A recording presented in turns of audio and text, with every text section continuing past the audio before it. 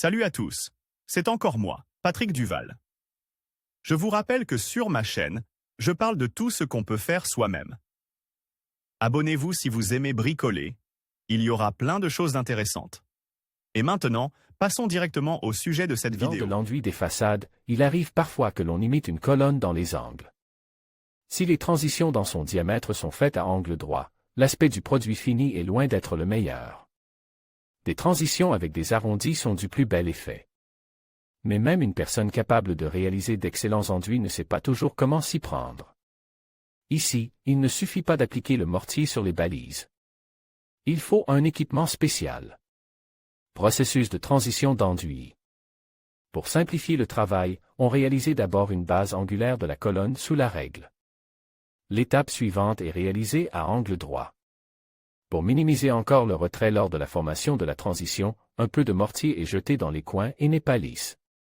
Pour une meilleure adhérence, le plâtre est appliqué sur la transition grossièrement séchée. Pour la limiter, une latte est appliquée le long de la ligne de la marche inférieure. Le mortier est lisse par-dessus. La latte est enlevée et la marche qui en résulte est lissée à la perfection à l'aide d'un fer à repasser. On laisse ensuite le temps au plâtre de prendre.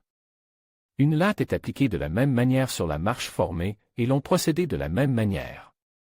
Mais il ne s'agit plus d'un angle droit, mais d'un angle radial. Pour ce faire, il est taillé avec la même latte qu'une règle.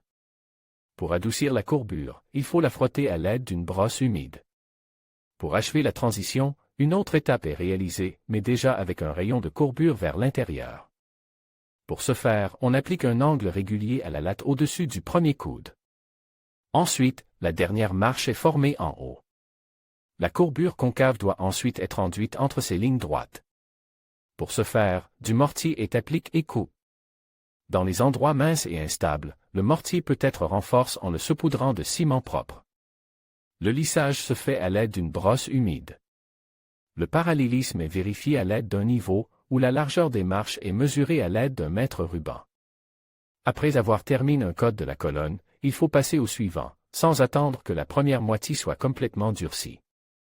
Il sera ainsi plus facile de tailler l'angle à la jonction des plans.